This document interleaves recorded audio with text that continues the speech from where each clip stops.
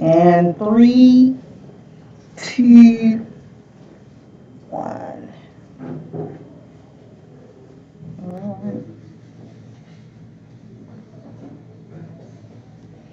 Alrighty then, welcome back to class everyone. So what we're going to do is our triadic tree painting in worm's eye view.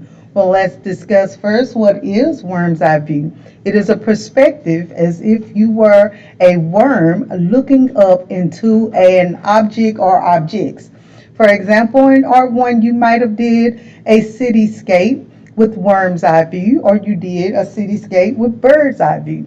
Well, as you can see, my photo reference that I have here, and it has a worm's eye perspective where the tree looks larger at the bottom, but as it goes up toward the background into the sky, it gets smaller and smaller. Now that will be me as the worm looking up into the sky at the tree. 2 weeks I have posted and sent you remind messages to take a photo of a unique tree of your own showing worm's eye view. And some of you laid down on the ground and you took the photo upward, or you set your photo down on the ground in an angle and snapped the photo. So I was at the lake, of course, fishing, what I do on my opposite time here, and I took the photo in a worm's eye view. I didn't lay down on the ground though. And I decided to do this reference. I also got your photos that you submitted to Google Classroom and have verified some of those. And we are now going to create the underpainting. And I've been using that word underpainting with you for a couple of weeks now, maybe. Okay, and it is the actual light values and dark values of a painting. Notice how I have my photo copied in black and white. So if you have your phone photo, make a duplicate of your tree or whatever device you are using. Make a duplicate and turn that second photo from color to black and white so that we can establish all the darks and the lights. Now, I noticed with some of your egg paintings, you use the values correctly. If you had a lighter gray value in your black and white photo, you use the lighter value color. Okay. Now, if you had a dark value and you put a light color on top of it, you miss the whole point of an underpainting. Now, underpaintings are used with one color. We did a monochromatic painting with your eggs. If I can pronounce the word correctly, it's called griselle. Griselle. Might have didn't pronounce it right, but I know what I'm talking about. We did that in monochromatic using shades of gray. Well, another way to create and establish values is just using one color. But how do we make it lighter? We dip a little bit of paint, but we add more water to make it light. But then when we want it to be darker, we use what? Less water, of course, right? So we are going to draw with our brush. This is teaching you another way to make a painting without drawing with your pencil. Sometimes it takes longer to draw with your pencil. Sometimes that paint get mixed in with the graphite. Sometimes it don't. But I want to be able to teach you both techniques to creating your painting. You have a long, slender paper. If your canvas at home is not long and slender, instead is rectangle, take a piece of tape and tape it off so it's more long than it is wide. We're going to start at the bottom base of our tree, the very bottom, And we are going to create its contour line. Its contour line is the outer edge, right? So you're going to dip your brush into the brown, kind of water it down. Okay? It's going to be a little runny, but not so runny it'll drip all over your canvas. I like to dab it slightly on my towel or paper towel. And then I follow my reference photo, drawing my tree. Never start in the very, very corner. Go above the corner. Okay? And then I'm going to do the outside contour. Now for me, my trees go completely off my paper. No one should have their trees stopping midway. They should go all the way off that branch. Okay? Then I load my brush up again with a little more paint water. And we're drawing with that brush. Now this time, I can choose to come all the way over here to start this other half of my tree. But notice how the base of it is really, really wide down there. But now I'm going to get closer and closer to the other end of that tree till it completely comes together at the top. Now the best part about painting with your brush, if you mess up, you can just take water by itself and erase it. Voila! Isn't that cool? Okay. Oh, I just added too much paint. I'll show you later. Okay. So once I have established that I really like that edge, if I wanted to, I can add just a tad more paint, but not a lot, okay? What our goal is for this assignment is to make sure that we understand worm's eye view in a painting, giving the illusion that something is 3D with perspective. Now, if you're like me, you also like to extend those branches off. You like to go ahead and paint those in. Sometimes I don't do those extended branches because I like to paint my background. So we're not going to worry about all of those right now. Let's just get the big base of the tree, the big hunkers. Now I have a lot of foliage and bushes down here. So I'm going to draw the contour outline of all of those little tree branches and stems that are down below. Right? Then I'm going to begin to even have my other tree. So I'm going to load my brush up again. I'm going to draw my next tree, which is slightly behind the bushes. And this one too is curvy. It's very close to that other tree. So notice how I'm still drawing with my brush. Now this time I'm going to go slightly over, but not as wide like this other tree because I'm trying to show perspective. Okay? So if that means that if this tree here, the second one, is a little bit further behind the first tree, it should be drawn slightly smaller. So I'm going to do that. Voila. Okay. Add more paint to my brush, water down. I'm going to get some more foliage because I see a lot of grass. Foliage is grass. If I say that and you're like, what is she talking about?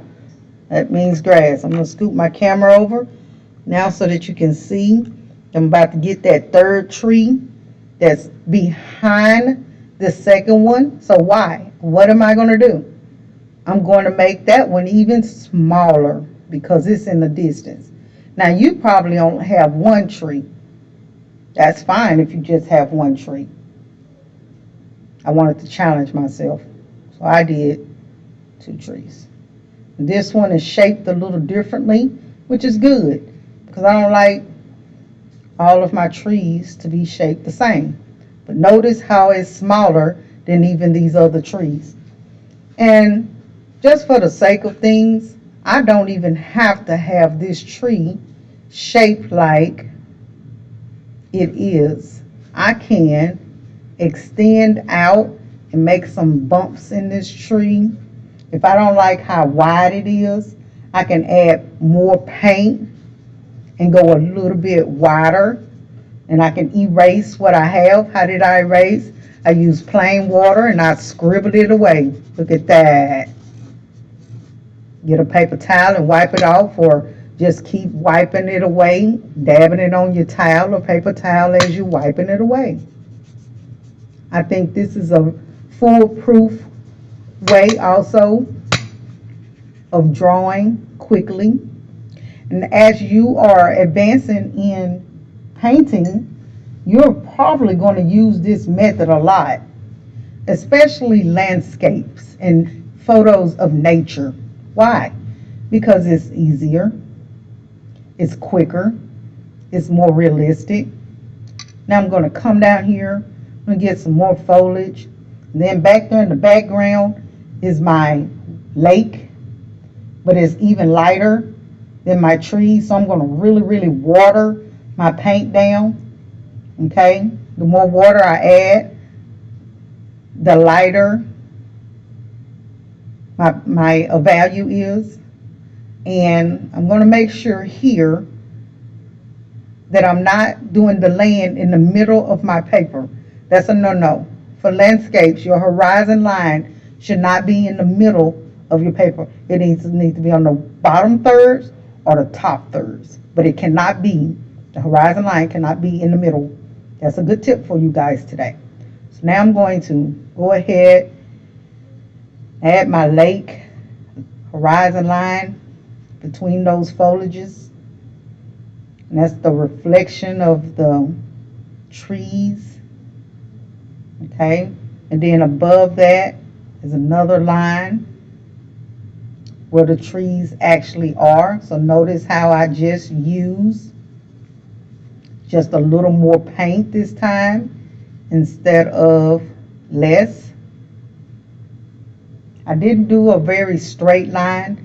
I try not to, let me say that. I try not to do very straight lines when it comes to horizons, because I want it to look as real as I possibly can. Okay, wrong end of the brush. All right, and get a little bit darker for that reflection that's in the water. Okay, just like that. And I don't see a lot of the ripples of the water, but I'm just going to put just a smidget of lines. Is that a word? Smidget? I don't know. Y'all know if that's a word, smidget? It's not? Okay. It's a word. Good, because I used it. And I used it in a sentence. How about that? All right. So, I do have another tree extended off on the right side, but I don't want to put that. I'm a person that like odd numbers, okay, in a painting. I think odd numbers kind of create balance within a painting. So even numbers, they make it a little too busy. So I'm going to keep my 3 perspective trees here, going from large to small, showing a distance, one closer to the foreground than the others. All right, I'm going to keep that. And I'm just going to make the rest of the painting my sky. So I'm going to water down. Now I'm switching over to a larger brush. Notice how I use a smaller brush to draw everything, right? Okay, so I'm going to use, hello Lorelei, how you doing? So are you painting along with me now, or are you going to do it later? So now I'm going to switch over to my bigger brush, and I'm going to water down me some paint again. And I probably squeezed way too much brown. You notice that? Well, it's starting to drip because I got it tilted some. Okay. And I'm going to paint my sky.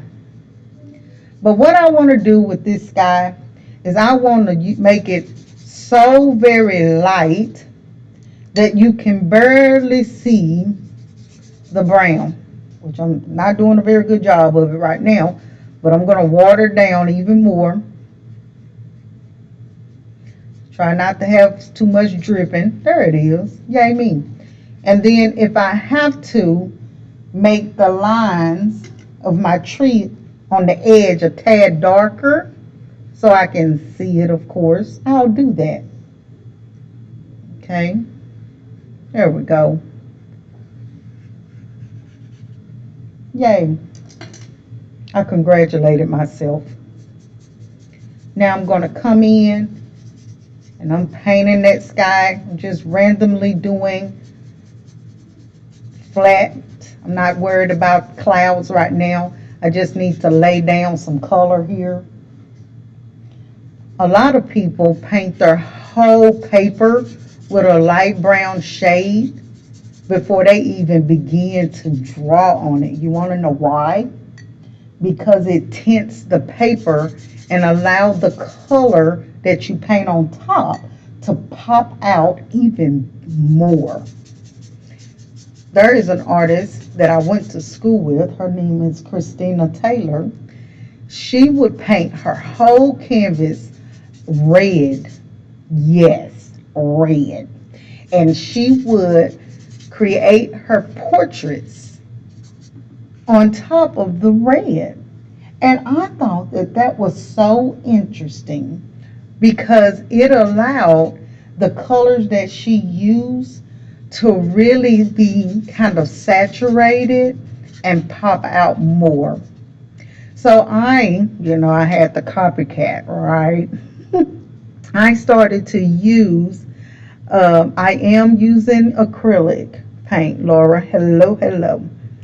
And so I started to use a brown madder, and it's an oil paint, and it's like a reddish brown color, even more red than this, okay? And then one time I did an all blue painting, underpainting, and the painting turned out pretty decent, okay? So what I'm doing is I'm establishing my light and my shadow of my sky. So that day, the light was coming in from the right side. So I have less background sky watercolor brown than I do over here. And so on the left side, I got a tad bit darker with the sky. And that's only because the shadows are on the left side of the sky. And the sun was shining more on the right side. It's important for you to establish your values where your light comes in. Or was I wrong? I think, you know what? I think the light was coming down from the top because I'm seeing right here on my tree how the light is at the very top, almost on the left side and the right side. So it must have been that the sun was up high in the center instead of on the right side. Okay, but I'm focusing on the shadows on the edges of my trees as well. Trees are very, very fun to paint. I'm going to move my camera up so that you guys can see what I did this weekend. I went to the cabins and I painted outside. Okay, and here is my painting that I did at the lake. And this is called, and I did a video and I posted it, but I have to share it with you guys. I think I did, or maybe I did not. I'm not familiar. I can't remember. But anyway, this camera really doesn't do as much justice, but I can post it so that y'all can see it. This type of painting is called Plein Air. That's French for just outside painting. We're fancy, right? And you literally sit outside your area that you choose, sometimes the most scenic, of course. And most people don't use a big canvas, so this is a 9 by 12, and they give themselves 45 minutes to an hour to paint exactly the scene that they see. It could be buildings, it could be landscape, it can be a person sitting outside. That is called plein air painting. And if I'm saying it wrong, y'all know, excuse me. And I think that plein air painting is one of the most exhilarating experience that you could actually do as an artist. So if you ever get a chance to actually sit outside and paint, I suggest that you do. It is, again, very exhilarating, and it's fun, and it's exciting to see what you can come up with.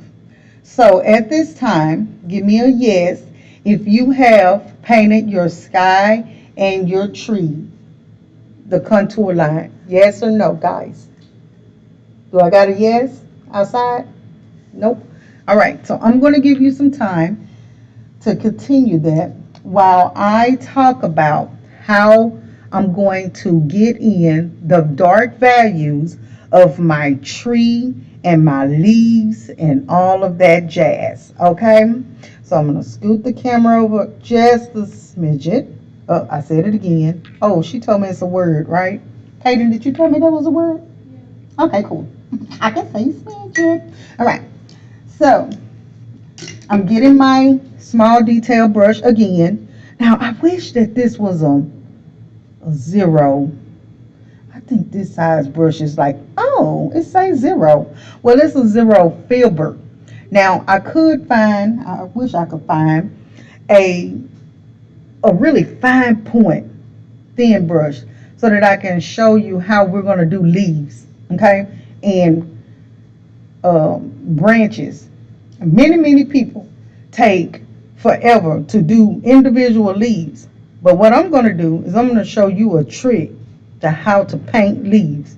And you're going to be like, oh man, it was that simple.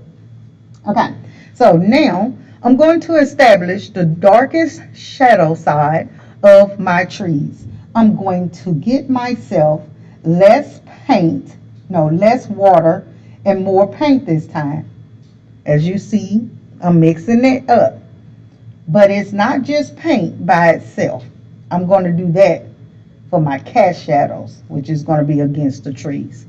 And I'm going to look at my photo really good to make sure I can see where the really darks are. And I have what these are pine trees, right? Now yours might not be a pine tree. Yours might be a different type of tree.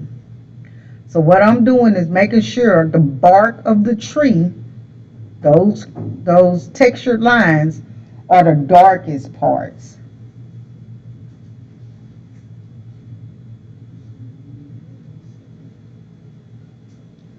Texture and shadow is going to be one of the important parts of this painting. The third important part is learning what triadic colors are. And if you look at the screen while I'm painting in some details, you can see what triadic colors we are going to use. These are any 3 colors separated by 3 colors on the color wheel. I'm going to repeat that again because it took me a long time to get it too. It's 3 colors on the color wheel that is separated by 3 colors. So on my color wheel, you can see the 3 colors that's sticking out. That is yellow orange, red violet, and blue green.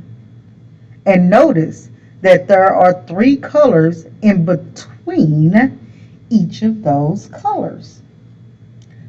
So the ones that are popped out are going to be our triadic 3 colors that we are all going to paint our worm's eye view tree using only those colors. I put an example too of two artists that use triadic color scheme. A scheme is just the arrangement of colors. So when you see me write down scheme on your Google Classroom or your assignment, or when I give you a critique, you will know what that means. Okay. Notice that one artist with the eyeglasses, their dominant color is the yellow orange. For triadic painting, you are going to choose the dominant color. Your dominant color might be the blue green, or the red violet, or the yellow orange, right? You can choose your dominant color, which is going to be predominantly painted the most, showing the most largest area. Then you will have an accent color. The one with the glasses, the accent color is the blue-green, hence the glasses. It has more blue-green. And then red violet is just sporadically put in there. Now, let's look at the painting of the bottles with the tissue. Their dominant color is the blue-green. You can tell because predominantly all those bottles have what? Blue-green. All right. Now, right here, I'm going to pause a second. I'm talking. Here, I'm not going to put a lot of the bark because I don't see a lot of it, but I am going to paint in that tree. All right. And you know what I have? A bunch of light right in this one. So let me see if I can decrease some of this paint right in that area. All right. Because there's a shadow of light. Okay. And if I can't, I'll just make what is around it darker. Ba-bam. All right. So moving on to what I was saying. The background the artist used as the yellow orange, fading it out dark to light, light to dark, but it's not the dominant color. Okay. Now they used white. Yes, you can use your neutral colors in your painting. Okay. And even some of these browns can pop out from behind your colors.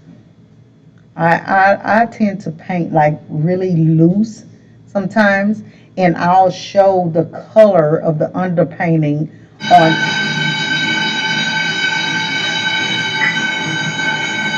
on top of underneath what I'm painting. All right. So let me switch over to the bigger brush because I want to fill in more space at the bottom of my tree down there. But I didn't bother to put every single texture of bark in my tree. You don't have to do that. That'll take you 15 years to finish, right? Some people paint a little faster than others. But notice now how one side of my tree is darker than the other. The left side is darker than the right side. This is going to help me when I start making this tree look three-dimensional. Do we have any questions so far? See, no? Everyone comprehend? Excellent thing? Really good? Perfect. So I'm going to finish out painting my tree. I'm not going to stay online very long, okay? Because this is part 1 of our painting today. Part 2, when we come back, is going to be adding color on Wednesday, okay? And then part 3 will be on Friday, even adding more color. And it's going to be due on Sunday, so everyone has plenty of time to work on this painting, okay? Typically, I would not paint this tree that's small, really dark, but being as is in the shadow mostly, is going to have more dark on the left side of it. So I'm going to give it more of a shadow. Now, after I finish my background, I'm able to add more branches. Okay? And I don't do a lot of them. You want to know why? Because when I start to add color to this painting, those little tiny branches that we see, they're going to go away. And you're going to be fighting yourself trying to paint in between every single branch. Well, ain't that a headache? So I like to paint only my big to medium branches, things that I can easily go around. All right, hope that makes sense. So today, do not focus on all of those teeny tiny little bitty branches, only the bigger ones. All right, that's enough of that one. Then I'm going to fill in this side of the tree as well. Now the other right side of the tree, it doesn't have a big shadow, but it does have a small shadow on it. Remember that you are separating objects with a dark shadow, always. Or I guess sometimes it could be a light color. But then if it's two lights put together, how do you see the two objects separated? Good question, right? The foliage in the bottom, yes, I'm going to put those shadow shapes of the foliage at the bottom of my paper. Okay, scoot that over so you can see shadow shapes. Do everybody understand when I talk about shadow shapes? Yes or no? Classe? Peyton? Hope? Are y'all still in here? Do y'all understand shadow shapes? They're not talking. Kanisha, do you understand shadow shape? Okay, good. They're like here, this is a rectangle shape and a square shape. And in my photo reference, the dark area looks like a rectangle and a square. Sometimes shadow shapes are circular, so I'll put that too, so that I don't have to work so hard at putting a lot of detail when I can just do its shadow shape. Okay, that's all it is. All right. Everything else in here is going to have some leaf foliage. The leaves that are closest to me, I'll make out of shapes. But the leaves that are further away, I'm just going to kind of make impressions of the leaf shape.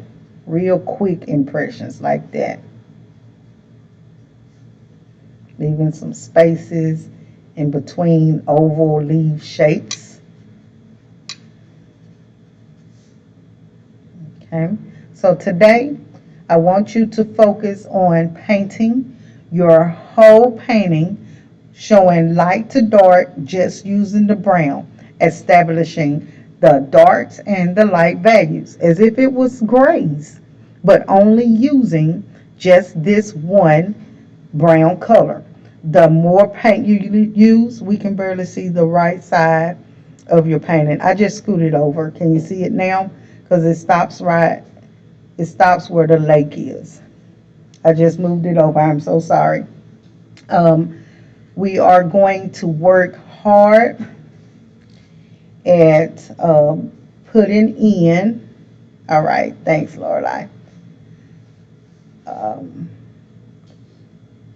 All of the Ooh, I didn't want to do that big stroke. Erase it. See how I erase with my brush, lifting it away. And that's water behind there. So some things I don't have to use a lot of paint, but I do want to make sure that all of my objects have value, dark to light. The more paint that I use, the darker the value. This here tree over here, I can see some of the bark, especially at the bottom of that tree. I can't see a lot of the bark as it goes up. Everybody's tree is different, so depending on your tree that you take a photo of, especially if you're at home, I can't wait to see your unique tree that you chose to paint. Now, the one thing about this painting that we're all doing together, even though we're all using typically the same three colors, all of our paintings are going to be different. First of all, we all chose a different tree unless you forgot to take your photo and had to use the photo reference in my class. But that's a whole different story, and I'm not going to be nagging on it. But we're all using different dominant colors, okay? And I'm thinking that my dominant color for this painting might be red violet. Yeah, I might use more red violets than any color. You just never know. And in part 2 of our session for painting, we're going to make a color chart that we're going to use, okay? We're going to mix our colors, and then we're going to figure out which one we want to be the dominant color or the accent colors. Yay, us. Okay.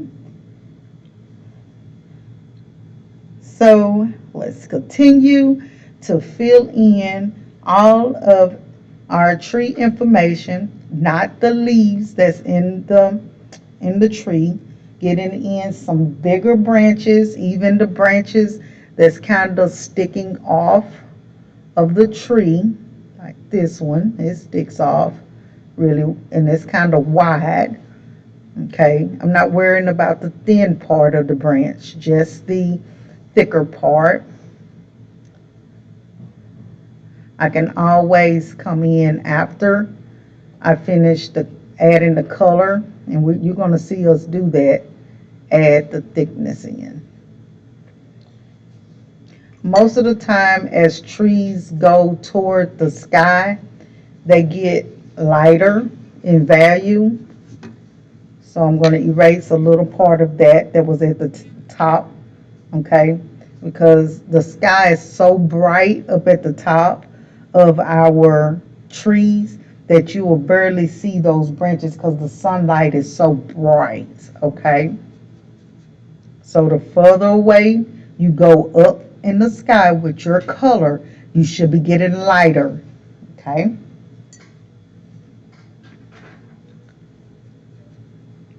Part 1, fill in all of your details with the brown paint only.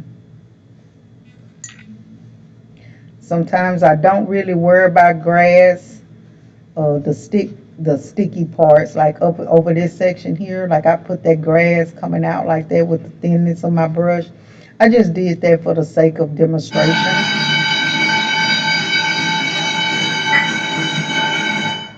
But most of the time, I really don't put that in my underpainting. I just wait and put it later.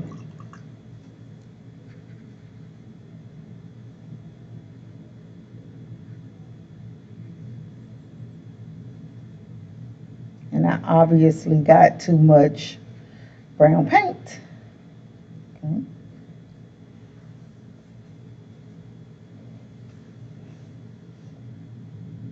And you cannot start adding color until this is completely dry. Today might be that day. What y'all think? No?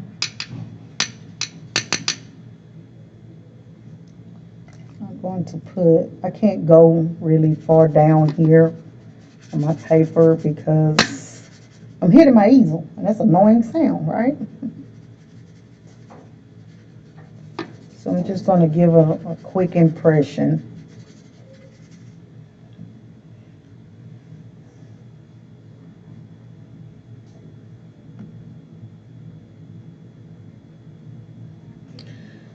Now, as I look, as I look at my painting, I can already see that I have a variety of values. I have some really number 9 values. I have some number 8 values. I have some number 3 and 2. You should at least have 5 different values of brown in your painting today. At least 5 minimum.